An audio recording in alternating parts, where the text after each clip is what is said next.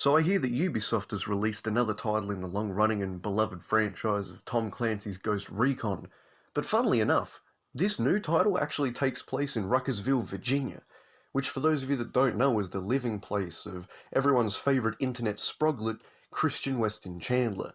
So today I thought there was no better time than the present to not only take a look at the visual recreation of Ruckersville, Virginia in Ubisoft's new Tom Clancy game, but also to read a very interesting article from the Cwcki, this time about a place that means more to Chris than potentially anywhere else, his very own bedroom, which was localised entirely within 14 Branchland Court, the family household.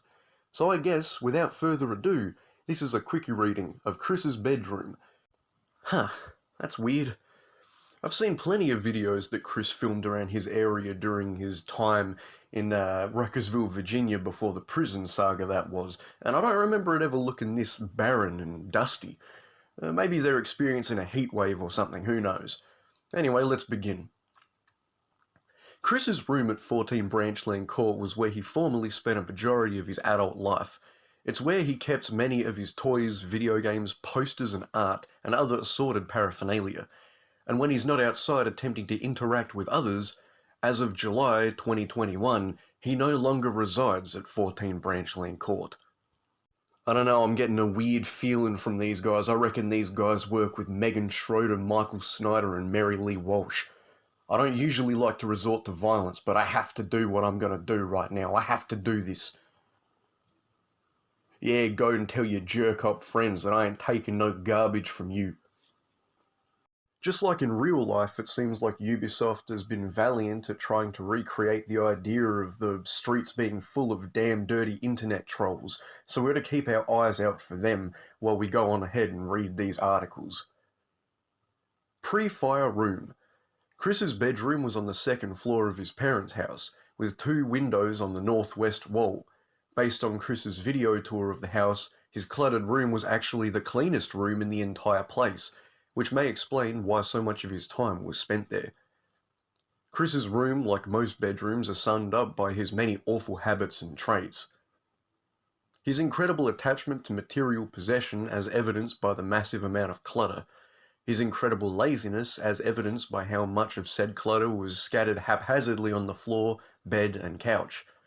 In contrast, the careful and orderly arrangement of his video games, DVDs, trading cards, posters, and toys show how they rank on his list of priorities against things like work and education, human relationships, or personal development. The Megan Shrine, the definite and unquestionable proof of Chris's obsession with the only person that has ever been friendly to him, whom he drove away all on his own. By the way, if you'd like to find out how exactly that happened, I made a video talking about the Cwcki article about Megan Schroeder, so if you want to know more details about that situation, then I'll link it in the description and it'll be in the annotations at the end of the video. Next to the shrine is a large walk-in closet. Rather than being used to store clothing, this appears to have instead been used to loosely store everything else spilling over from the main area of the room. In later photographs of the area taken after the dismantling of the shrine, it appears to have effectively been inaccessible, filled to the brim with shelves, boxes, assorted video games, folders, and other miscellaneous items. The prevalence of Pokemon, Sonic the Hedgehog, and other franchises aimed at children, people of the same mental and emotional age as Chris. The majority of his possessions are toys or video games, objects which perform predictably within his absolute control. He also shows extreme hoarding behaviour that is commonly found in the elderly, formerly abused children, and the autistic. The stench, not visible on video or photograph, can still be inferred from the many accounts of sweat, feces, and rotten food left around. Let's just put it this way. He once told Ivy that one Glade air freshener wasn't enough.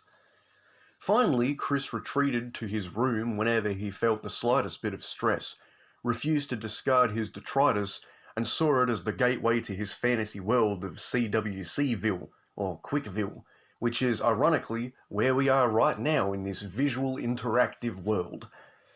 It's safe to assume that toys which he claims to play with for 2 to 3 hours a day are like physical extensions of his own imaginary world that provide a sense of safety and comfort. In February of 2009, notorious troll and leader of the Villa of Corrupted Citizens, Clyde Cash, forced Chris to clean his room up, which obviously left Chris in a state of mental distress. You can hear this by the amount of times he spends sighing heavily and deeply. Cleaning his room is, to Chris, almost tantamount to torture. Besides Chris, only 2 other people have been seen venturing into the cesspool he calls his own room, that being his father, which you most likely know from the notorious Get That Off the Internet video, where Chris and Bob argue quite heavily about his house tour video. However, there was also one other individual from the outside world that was exposed to Chris's absolute hazmat risk of a room, that being a man dubbed the Magical Man, an individual who was featured in a handful of joke skit videos created by Chris. And what's interesting about this guy is no one really knows who he is. No one really has any idea what his identity is, or the fact that he managed to work his way into Chris's heart to the point where he was introduced into Chris's humble abode. At this point, it remains a mystery, and one that we will most likely never find out the true answers to. On the 10th of January 2014, disaster would strike, as Chris's house would catch fire after a faulty Cwcki coffee machine caught fire in one of the upstairs bathrooms. It's known that you probably shouldn't be plugging things into bathroom power points because they're usually pretty fickle, but obviously Chris and Barbara had no idea that that was the case. This would lead them to be effectively relocated to a rental home where they'd live for quite a long time as 14 Branch Lane Court was being renovated and fixed so that they could be livable yet again. And during this time, we didn't get to see much, if any, of the insides of Branch Lane Court, which must have been dreadful for Chris, as any change for him was also tantamount to waterboarding. After the blazing fires of the 10th of January 2014 and the brief residence taking of the rental house, Chris and Barb moved back into 14 Branch Lane Court in 2015. He moved into another room and left the old one to be used for storage. Post-fire room. Footage of the room post-2014 house fire after the house renovations first appeared in the video Hello Lady Fans. It is located on the first floor near the stairs that led to the upstairs kitchen. In his room, Chris has a bed, which he was bought from D-Stex's $1,000 donation during 2018. At the age of 36, he purchased My Little Pony themed bedding for it.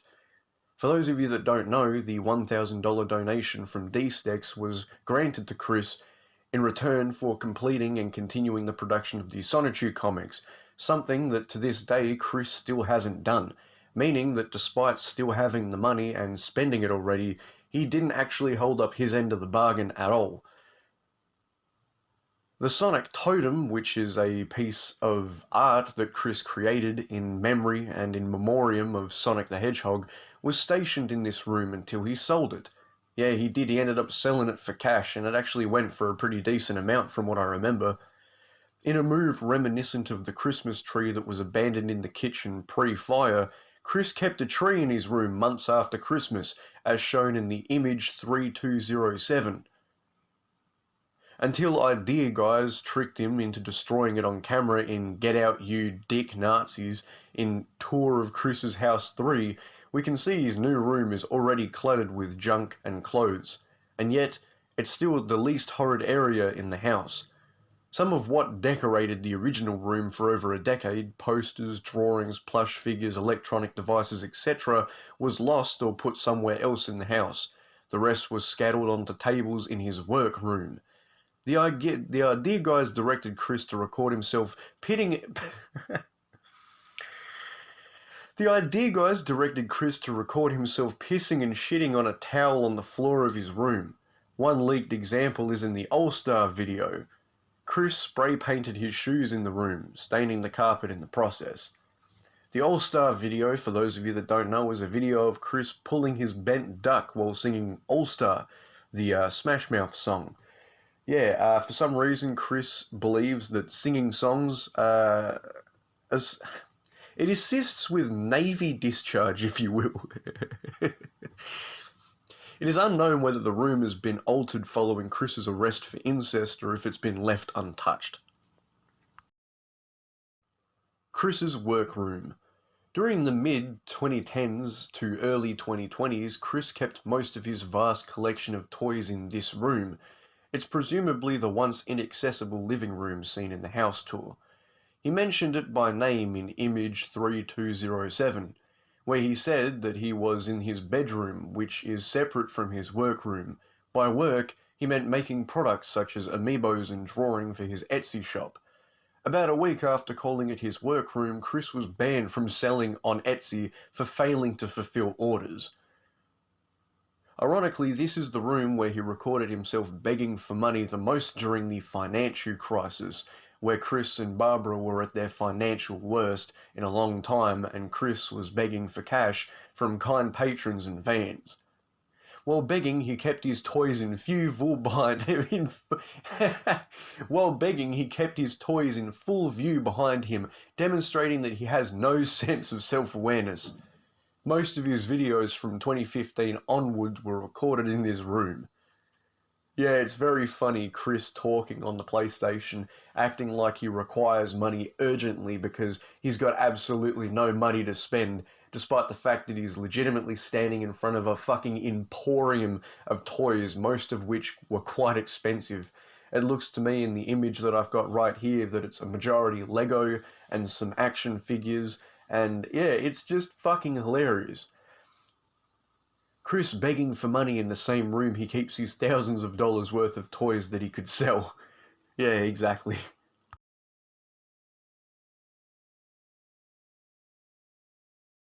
And finally, we've got a small paragraph about not only a item of fail that he purchased, but also his TV and game consoles. He also has a large flat-screen TV with his Nintendo, Sony, Sega and Xbox consoles hooked up to it. His PSN shows that he keeps both the PS3 and PS4 connected, and Arthur Spatchcock, one of the very few people lucky enough to interview Chris Chan personally, has confirmed that he keeps the PS4 running constantly, and that not even being late on his electric bills was enough to get him to reduce his electric consumption. Chris has also been observed keeping his Wii U console powered on constantly, without the benefit of the power-saving standby mode feature. In January of 2016, Chris revealed in Announcement and Update 1/12/2016 that he had acquired a new addition to the Relics of Fail. He bought a school desk from Goodwill for $30. Chris might have bought the desk as a fond reminder of his days at Manchester High School, when he was free of adult responsibilities. Depressingly, he has filmed many videos of himself sitting at the desk and bashing action figures into each other like a child. And that's the end of the article. A very interesting read, I must say. 14 Branch Lane Court in general is an incredibly interesting place. And I know there's that old-timey statement, but if the walls could talk, imagine what they'd say. Many nuts were busted in Krista's old room, many times spent on AIM chats and different online social medias talking to people who were potentially love interests or trolls, many times spent drawing Cwcki comics that have now become legendary internet history. It's a very interesting location, and while the article wasn't as long as I expected it to be, there was still some very interesting tidbits of information there and some things that I could personally explain to you guys.